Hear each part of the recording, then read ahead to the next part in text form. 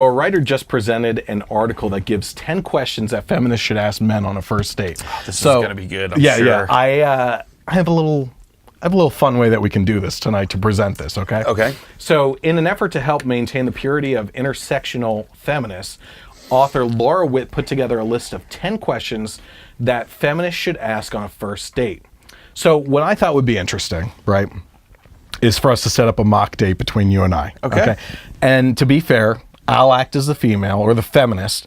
I don't have to change the tone of my voice because, let's be honest, Yeah. it plays perfectly into feminist. Sure. You know, feminazis. So I'm going to be interviewing you as my date. Okay. So let's get into it with a little dating game. Ready? Okay.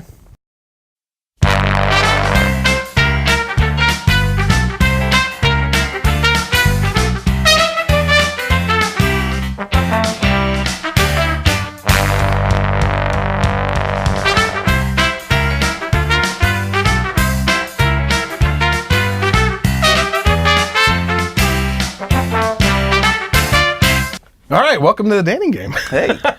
So let's go over some of the questions here that I should be asking you, Mike. Okay. Welcome to the date. All right. What's your favorite restaurant? Favorite restaurant? This is not one of the questions, by the way. You're off to a horrible start. It's better than the questions that are. Let's say Olive Garden. Wow. You're spot on. Maybe we're more of a match for each other than I thought. You can't beat those Unlimited breadsticks. Holy crap. Oh my gosh. Okay. All right. So let's. Is that not the best salad dressing you could possibly get with the shredded cheese? I mean, come on. Oh my gosh. Okay. So here's where we sit down. We get our unlimited breadsticks. Yeah, of course. Salad of, you know. Okay. So first things first. Your name's Mike. We got that out of the way. Let's just start with the questions. Let's because do it. obviously this date is not going to go any further If I don't answer if these you don't correctly. answer these correctly. Okay. That's right. All right. So Mike, do you believe that Black Lives Matter? I do. Okay. I do believe that Black Lives Matter. Okay. I believe that white lives matter. Ooh, you're going downhill. You're going I believe downhill. that Asian lives matter. Ooh, okay. Middle Eastern lives Well, matter. yeah, obviously that. My pets' lives matter. Yeah. We don't want to eat them, obviously. You're okay with everything but the white, I'm sensing. Yeah. White lives pretty don't much matter? so, yeah. Ooh, okay.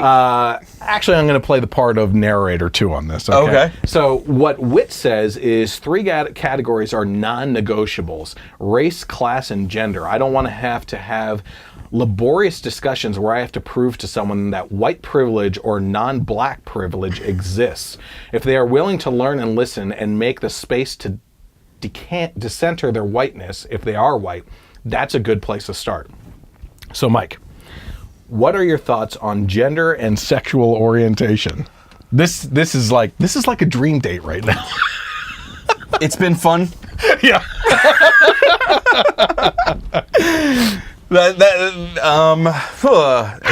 First of all, how do you sit through this? Like, Yeah. if the first question out of her mouth is, "Do you believe that Black Lives Matter?" I'm going. Or is this the? Do I really want to tread this path? Yeah, because yeah. if it's off to this kind of start, now it's just going to be Listen. treading on eggshells the whole time. So the question is, what are your thoughts on gender and sexual orientation? Good. Thank God you're married. Yeah. People have the right to be what they want to be. They can do what they want to do. Yeah. But don't force me to fall in line with whatever wackiness. We're only on question number 2, and you're striking out. See, here. at question 1, let's go. All right, let's go into the guy's mind now. Okay. Question 1, and especially by question 2, at this point, guy is assessing. All right, is this chick hot enough to even be bothering? To even bother with continuing whatsoever. Like, at what point do you just go, you know what? Not worth it. If she's hot, some guys are going, okay, let's turn off the soul here. This is a soul-crushing moment. I'm just gonna go. I'm just gonna tread. Okay, so here's her answer. I wouldn't want to be with anyone who is queerphobic, Whit declares, adding that she can't imagine being with someone who is transphobic. As a feminist and woman of color, it would be a betrayal of what I stand for. Ignoring trans misogynoir would be to deny one of the biggest, most despicable problems that we face. Mike, we're continuing with the date. I'm giving you some shots here. We're only on question 3 and you're striking out. Thank God this isn't baseball. All right. So how do you work to dismantle sexism and misogyny in your life? Look at me when I'm talking to you. My eyes are up here, Mike. Oh man, so many things are going through in my mind, but I'm like, man, I already screwed up with the black glove. I don't know what I should say. God, how do I work to dismantle sexism and misogyny? Yeah, answering a question with the question is not the right answer. That's a good question, Chris. Yeah. Go make me a sandwich. Oh. And I'll think it over. You don't have anything to say? No, I mean, I don't. Okay. All right. Well, here's how Whit would say, what she would say about that. Beyond Misogyny 101, does the person you are with understand rape culture, systemic sexism, and misogyny? Are they willing to learn if they don't? Misogyny is more than the pay gap. Walk away from anyone who believes that boys will be boys and that women are supposed to be mothers because we're nothing but ambulatory incubators. Yeah, only if you're cooking in the kitchen barefoot, obviously. God. All right, Mike. I'll give you a pass since you didn't answer that. We're only on question number 4 of 8. We're only halfway through this. You're 2 strikes at this point, okay? What are your thoughts on sex work? Oh, okay. Okay, first of all, do you know what sex work is? Sex work, I mean, I'm thinking strippers and hookers. Prostitutes, yeah. Prostitution, which is legal in Nevada. Yeah. Is it legal in any other states? I don't think so. It's obviously a woman that's in control of her body and wants to do something with it for money. Yep. It's the oldest profession. See, it is the oldest profession. Yeah. So what are your thoughts on it? It is what it is. You're not going to Listen, I'm giving you lifelines. Number 1 was backing out of the question completely. You already did that. You can phone a friend. I would not suggest your sick wife right now. Okay? Yeah, right. And, well, poll the audience. Come on, do we got any commenters in here? Yeah, well, any commenters? There you go. If anybody wants to comment what Mike should say What to this. should I say to this? What are your thoughts on Okay, so he's going to use that lifeline. So we'll come back to work. that if anybody comments there. So we'll go to the next one. Are you a supporter of the BDS movement, which is boycott, divestment, and sanctions against Israel in relation to its conflict with Palestinians? Any thoughts on that? Are you a supporter of that? Me? As a feminist? Yes, as a feminazi. Obviously, Israel is to blame for everything. Okay, then the opposite of what you think. Good answer. Good answer if I was not playing the feminist. Yeah. So what she has to say is, her perspective echoes many who side with BDS. Being pro-Palestine is not the same as being anti-Semitic. I shouldn't even have to express that, but being pro-Palestine and BDS is a necessary part of intersectionality. So, going on to number 6, what is your understanding of settler colonialism and indigenous rights? I mean... They were all killing each other anyways way before we got here. Oh my gosh. No. Is that your final answer? They weren't? Wait, they weren't? Can you say they weren't, factually? The tension at Olive Garden. There wouldn't be this much tension at Olive Garden if The Sopranos was there. Tony Soprano and his people. Okay, so here's what she has to say about that. Your date thinks Native Americans are tropes or relics of the past. No thanks. A key part of intersectionality is having a complete understanding of how historical and current policies endanger the lives of millions of people simply because of white supremacy and the colonialist entitlement to finite resources and land. That's deep. Yeah. Big words. Feminists with big words. Thank God I got 2 closed-ended questions here at the end. Okay.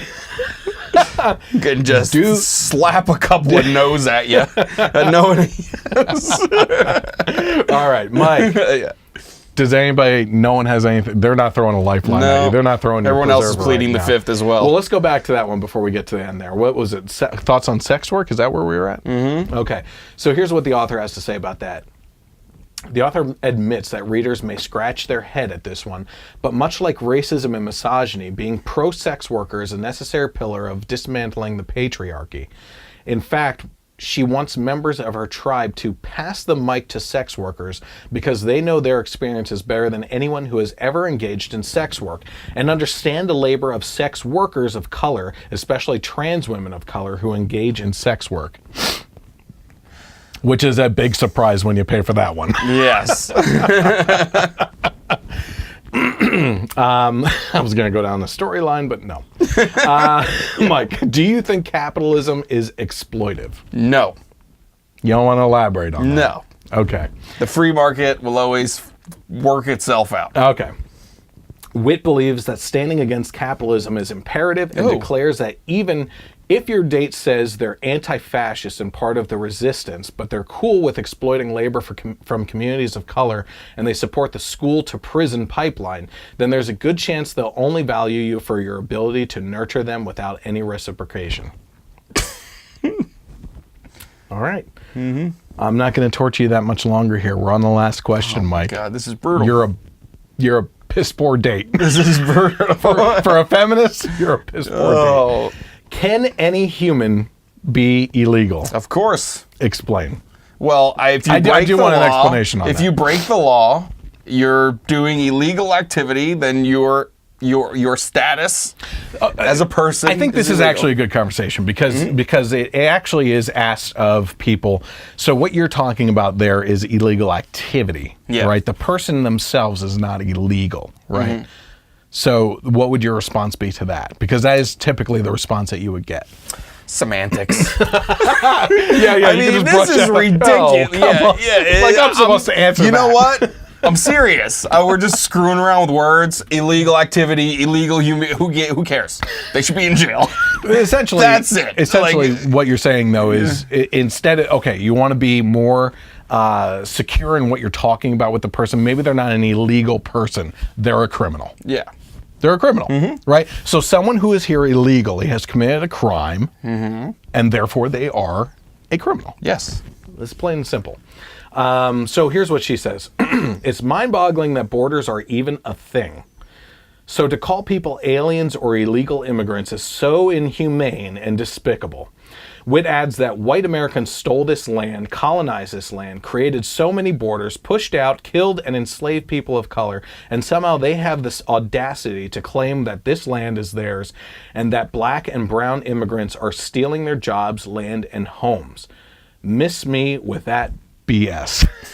I'll just say, miss me with that BS. Well, I want to miss her entirely. I kind of want to go back and unravel some of these things. Okay. So if we should start from the top there, I completely agree with you. There are 2 more. What are you talking about? 8. There's 10. Oh yeah, sorry. God. Yeah, that was on the next page. I'm sorry about that. So, do you support Muslim Americans and non-Muslim people from Islamic countries? Sure.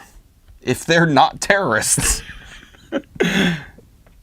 You believe that there's terrorism? Yes, there is. But you don't believe that all terrorists are Muslim, do you? No, I don't believe. Oh, no, well, I don't.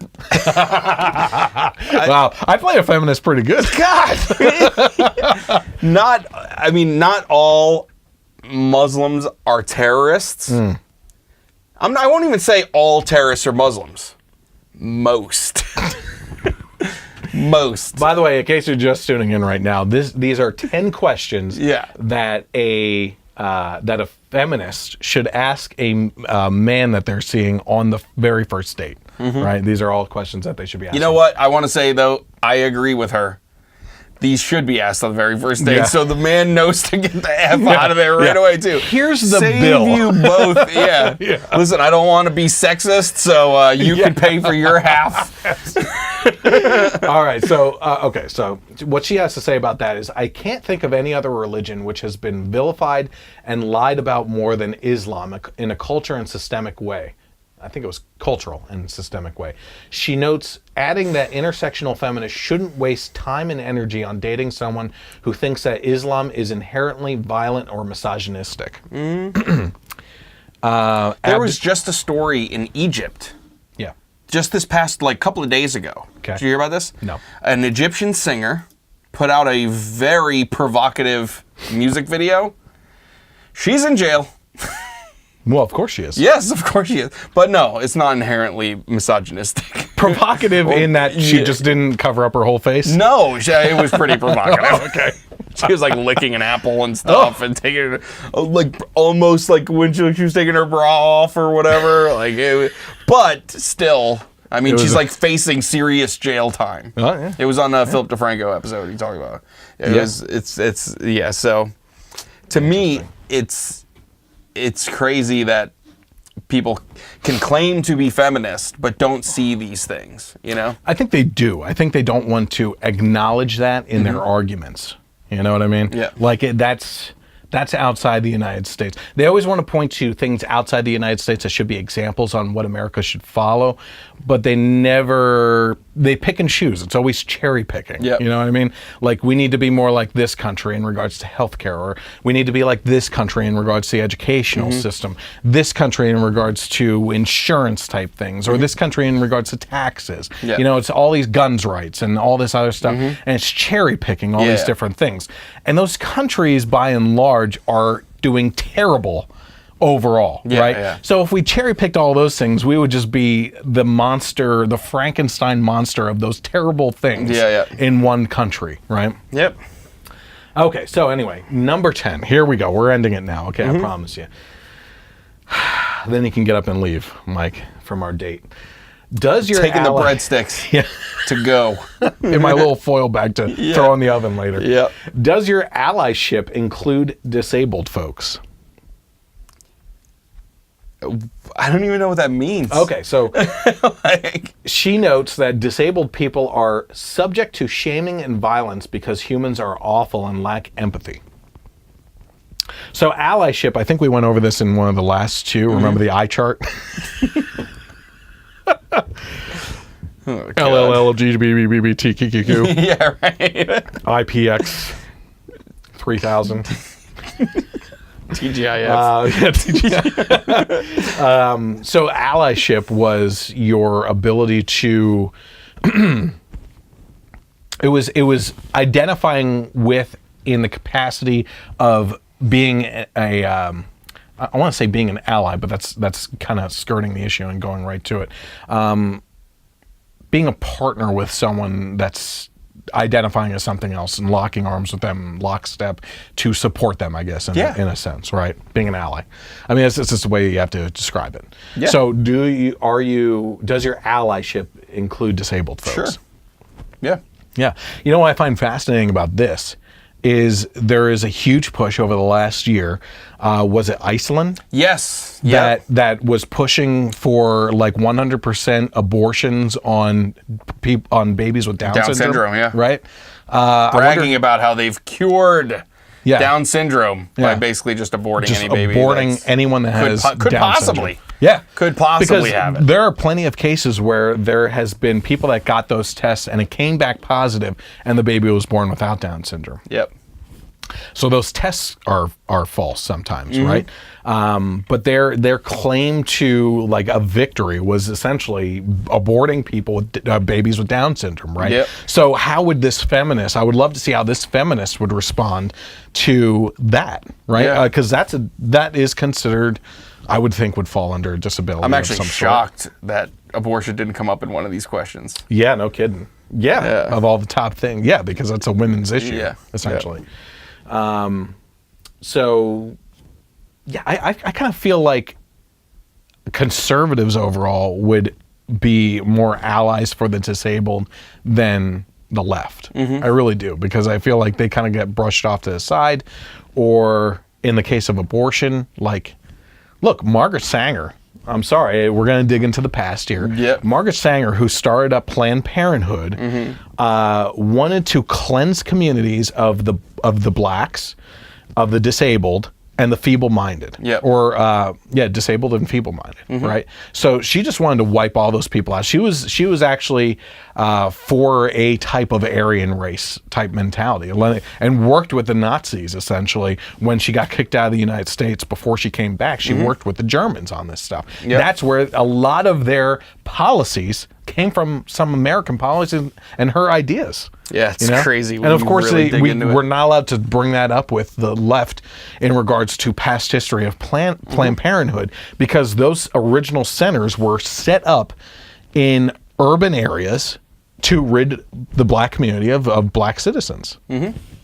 So, but God forbid we actually talk about that kind of thing. No. So, okay. They don't want to punch themselves when they say punch a Nazi. So let's go back and unwrap this a little bit. So I kind of, I agree with you here. Yeah, I'm sorry. Our date's over. You suck. You suck. No, you suck. Deep down, you suck. In your soul, you don't have a soul. Yeah, exactly. For the feminists. Right. I am removing my feminist facade now. All right, so going back to we should have planned that better. We should have like a blue wig, spike one. Yeah. Well, like okay. Well, tank top, armpit hair. Yeah. I don't need like little glue-ons for that either. So leave the beard. Yeah. I can't get rid of this now. So the first question was, do you believe that Black Lives Matter? One of the biggest issues, obviously, over the past couple years with the whole Black Lives Matter movement is the counter-protests in which people are going out there saying that all lives matter, right? Yep. And the Black Lives Matter movement feels that this is detracting the attention from the Black Lives Matter movement and kind of redistributing that attention into and encompassing all type thing. Yeah. Which I understand their point, okay? I'm not arguing against their point. The core belief system of Black Lives Matter, I can actually get behind, okay? The police brutality, the incarceration rates and everything, which actually goes back heavily to the Clinton era and can be pinpointed directly on him, as well as some on, I believe, Bush and Reagan as well, but Clinton really took off with it. Yep. And Matt, who is probably watching right now, can attest to the documentary 13 or the 12th or 13th or something like that. It's a documentary on Netflix you should check out. It's actually really good. But yeah, what I find fascinating about that is, while I agree with the core of it, it's the encircling circus that comes with it, right? Of all these people that use that. And they're not the only group. Let me just put it that way. There's the core set of the Tea Party, right? Yep. And then there's the idiots that go along with that are like Confederate flag toting, racist idiots that go along with that. So every little subset has their morons, right? Yeah. But in regards to Black Lives Matter, what you actually have happening is that there's these clowns around that use this as an excuse to riot and loot and cause violence. Yep. I believe that there's offshoots of this in regards to the Antifa movement and everything. Of course. They're covering themselves up and masking themselves off, which is obviously because they know that they're doing something that's illegal. And they're trying to hide their identity, right? So nothing that they're doing is, in regards to that kind of stuff, is productive at all, right? It's actually very counterproductive. And I know that there's plenty of people within the Black Lives Matter movement that have, distanced themselves from those people. Was there a comment there? No, it was something else. Okay. So that's one thing. What I find fascinating about Black Lives Matter, though, in regards to this question specifically from the feminists, do you believe that Black Lives Matter? Your answer being that all lives matter, in essence, right? You said white, Asian, brown, whatever, like all that kind of stuff. Yep. What I find fascinating about that is, in essence, the liberal mentality of when it comes to people, okay, as a whole, is collectivism, right? Yeah. And not focusing in on individuals. But that's exactly what they're doing here. It's an individual mentality on the Black Lives Matter, not the collectiveness of all lives matter. So that's number one there. Do you have any thoughts on that? No, I agree. I mean, that's... I understand, like you were saying, I understand how they can kind of see how, like, oh, by saying all lives matter, you're just kind of trying to undermine our movement, you know, making it seem like you're more morally, you know, higher than us. Right. But it doesn't change, like, the fact that all lives matter, you know? Like, it's, you know. So. Yeah, I have my vision of a perfect candidate out there that doesn't fit into the left or the right. You know, it's gotten to that point where it's so ridiculous. Yeah. So number two, the question was, what are your thoughts on gender and sexual orientation? I think you kind of hit it on the head, and you were kind of joking in the end about it and everything, but your thoughts on it are basically my thoughts. And I've had my battles, even in the public arena, on some of these issues, and I'm not going to lie about that, right? But in the end, my position is I have plenty of friends that fall into these spectrums, you know what I mean? Continue staying friends with them. They know my positions very heavily and are still friends with me because there's rational civil discussions that can happen, believe it or not. You know, they would have you believe otherwise. Yeah. But there is a possibility of friendship there, right? And, you know, we bring up my one friend constantly who's very leftist, right? Yeah. And I was just thinking, he was posting some videos this week, and I said to my wife, I was like, thank God I love this guy as a brother, because I don't know how we would survive around each other, you know? But what it comes down to is thoughts on gender and sexual orientation. I don't care what you do. I don't care how you identify. I don't care who you sleep with. You know, my opinion is my opinion. Your opinion is your opinion. I may disagree with you. That's the beauty of being in America, is the ability to have your own opinion, formulate that opinion, have a civil discussion if possible. Right? But I agree with you that what you do on your own time, with your own body, with whatever you want to do, is your decision. I really don't care. Okay? I think that the government should basically keep their nose out of everything that happens on that, as long as you're not interfering on someone else's life or infringing on someone else's rights, infringing on someone else's privacy, right? Or infringing on the right to consciousness, right? Which is what we are seeing with the cake case in front of the Supreme Court. You know, there's multiple arguments out there on every side, and I actually can completely understand why the left views this case the way it does, right? They view it as that these bakers, okay, if you're looking at bakers specifically, obviously the wedding industry is full of photographers, videographers, cake bakers, the vendors, any other type of thing. But the left is seeing it as that the the vendors themselves are being hateful towards the individuals and their lifestyle, right? And that they're not showing love, right? Especially if you claim to be a Christian. How can you not show love to these individuals, right? But from the Christian perspective, what's actually happening there is that they are showing love. It may not be to those people, because Christians are called to love their brothers and sisters, not just nuclear family, right? But to love everyone. But the love is greater for God, right? And that's exactly where the love is being shown, is I want to be faithful to my God, okay? That's where I'm showing my love right now. He tells me not to get involved in these types of things. I will, in the majority of cases, they will even tell you, the bakers have offered the goods within the store to these couples for any other occasion, at any other time, and in a lot of cases, offered them to allow them to buy any cakes that are on display at that time for their wedding, right? They just can't artistically get involved in doing something specifically for that wedding, right? And a lot of them have referred other bakers that would be willing to do that, right? So this old argument of, like, this mentality that there's only one baker in town, right? That you deny me service, that there's nowhere else to go. What are we going to do? It's the end of the world and everything. In most cases, actually falls apart because they offer them other services from other people that would be willing to help out. All right, they're not being jerks about it.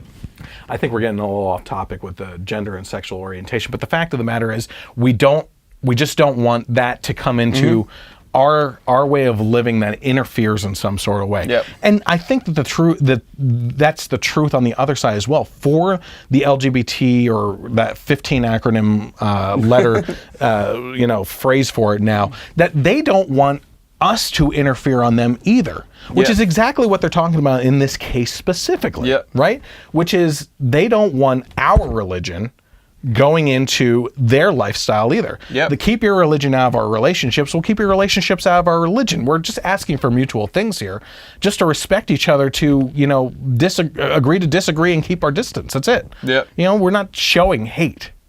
So that's that one. So that's it all comes down to also, I think I've said this before too on a different podcast, but they want us to accept them, but they refuse to accept us. There's no mutual signs of respect there. Right. How do you dismantle sexism and misogyny in your life? So the way I would answer this is, I would say, listen, I treat you like a person. You know what I mean? I don't care if you're male or female. You have every right to be held in high respect in my conversation with you, no matter what you identify as, in regards to sex, in regards to race, in regards to gender, sexual preference. I'm going to treat you the same. Okay? How you treat me will dictate how that conversation either continues or devolves. Right? And sexism and misogyny is just allowing the interaction to go south based on the motives of the two people involved in the conversation, right? And if you're able to keep it in your pants, during a conversation with someone of the opposite sex, or of the sex or gender that you are interested in this case, what it's become, then, have a rational civil discussion and just keep it on the level until there are signs of interest from the other party. You know what I mean? What are your thoughts on sex work? Well, does that really matter at this point? You know what I mean? Yes. Is it legal in some states like Nevada, right? Yes. Do I think it's morally right? No. The left would argue, again, like I said, that these women are showing that they have control over their bodies and that they want to use their bodies as an avenue for work and income, right? And that they should have every right to do so. Well, the libertarian in me actually would say, yes, I agree with that. Okay? Morally and ethically, my religion dictates that's the wrong thing. At the same time, the libertarian political side of me says, Austin Peterson is one of my favorite politicians, a libertarian candidate who ran against Hank Johnson. And he said, my vision for America is that I want to see a lesbian couple defending their marijuana fields with AK-47s. That's like the kind of freedom that I want to see, right? Again, they're not affecting my life, right? Let them do what they want to do, In regards to sex work, I disagree with it, but if that's what Nevada has decided, that's disgusting. But go ahead. Okay. It's a weird thing too, where she's basically saying we should look at sex workers as this great thing and blah, blah, but the men who employ them are misogynist, sexist, objectifying women. So it's where do you stand? They're kind of catching themselves. I think if you were to look into each of these questions, you would find contradictions like crazy in here, right? Are you a supporter of the BDS movement, which we talked about was the boycott, divestment, and sanctions against Israel? Well, first of all, that is, did we have a comment there? What's that notification? It's a comment on something else. Oh, okay. So in regards to this, number one, I think I've said this before, one of my favorite politicians is Benjamin Netanyahu, right? I think he is the bulldog for the Israeli people. I think he protects a nation when he's surrounded literally by enemies, right? They want to wipe that region off the map, And the fact that Trump just declared last week that Israel's capital is Jerusalem made matters worse, yes, but the past 4 presidents have all been saying that they would do this, and he's finally the one that steps up. But the left goes nuts over this, despite the fact that Obama said it twice in his presidency, right? the fact of the matter is that Israel is our basically our only ally in that region, and I completely disagree with her on this one. Yeah. You know, this is the first time where I can't even find common ground. Yeah. Right. What is your understanding? Date over. Yeah, exactly. What is your understanding of settler colonization and indigenous rights?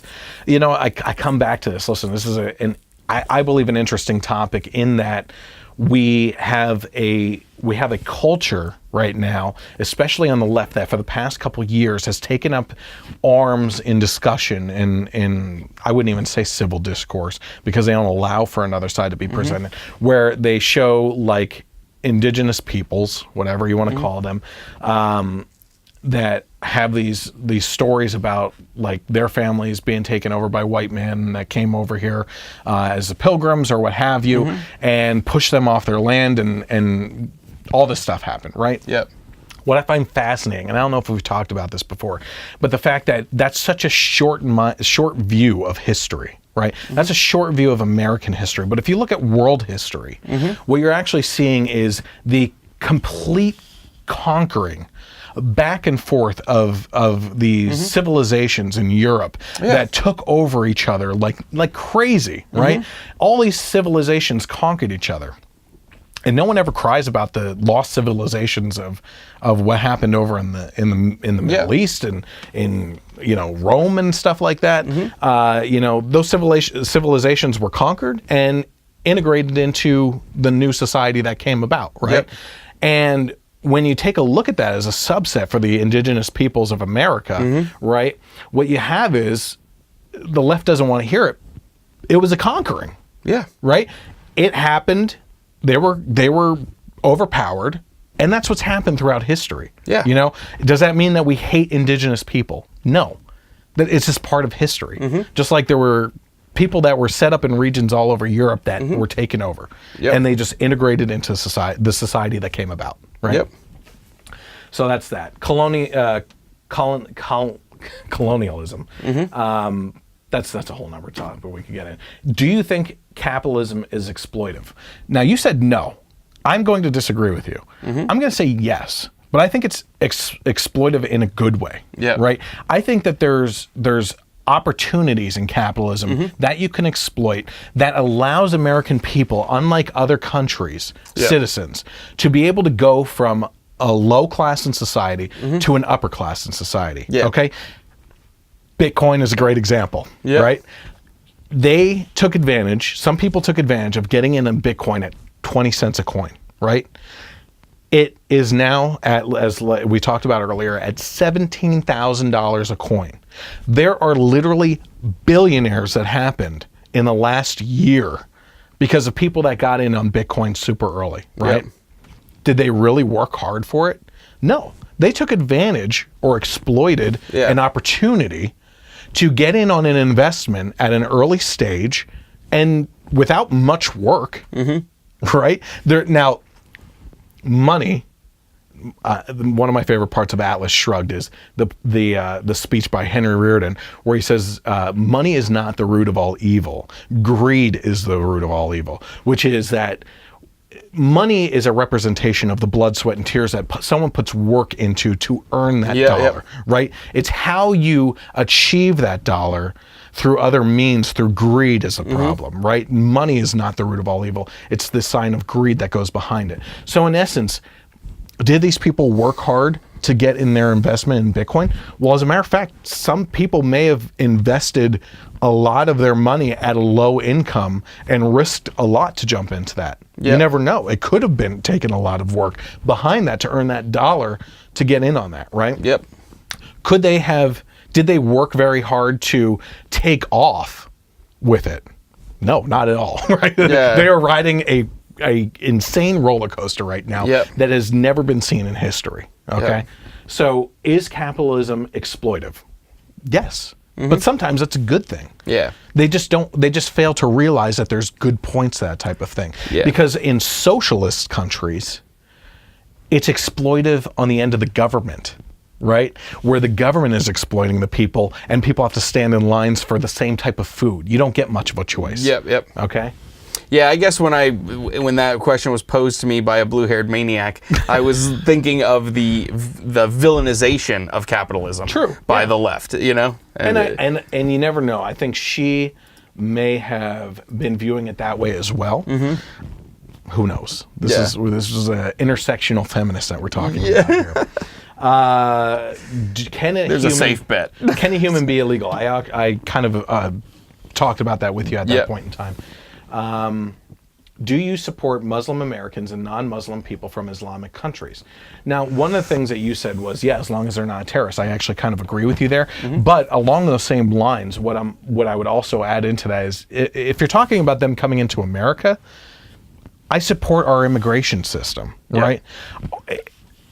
Where there's a lack of discussion and civil discourse right now is that the left is saying that we don't need stricter immigration laws, and they're right, but they're also wrong in the sense that they don't want immigration. The one thing that she said here is, I can't, where is it? It's in it's just like, she can't even believe that there are borders. Borders. That's exactly where I wanted to go. It was a different one. The definition is of a country or a state or a city is defined by the citizens within it, and at least an arbitrary line of division between that and some other place, right? It's the people within that make it up. If you had free, open borders, there would be no way that you could control an economy. Okay, you wouldn't be able to support the tax system. Okay, so if they're all for taxes and taxing the hell out of people, which is the only solution from the Democratic Party, how do we do this? You tax it. How do you do this? You tax it. How do you do this? Well, you got to tax the rich. You know, that's the only solutions that come out of the Democratic Party. If those solutions are taxes, well, when you open up a free border on a country, you actually don't have the ability to rein in taxes on people because people come and go. Right? So there's no way. So that's another contradiction right there in regards to how that could even work. You know, you got to put all these puzzle pieces together when you're actually thinking about things. But that takes thinking. So pretty much. So in regards to immigration, we go back to the left. They support no borders, which is wrong. They support no new immigration policies. I'm going to agree with them for a second on that.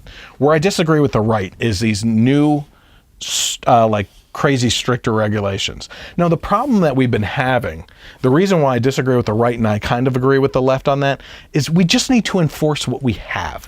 And we haven't been doing that. Okay? There's immigration policies that we have on the books right now that would solve issues. What we need to do is actually focus on the speed of the process for immigrants to get into the country. Absolutely. Quicker background checks. The reason why there is this ban on certain countries from the Trump administration is not so much that they're terrorist harboring or sympathetic to terrorist countries. It's the fact that those countries, and the left doesn't really talk about this that much, those countries don't provide background checks to the United States government for incoming people. They refuse to allow the background of those individuals that are coming into our country to be released to us for us to do a background check.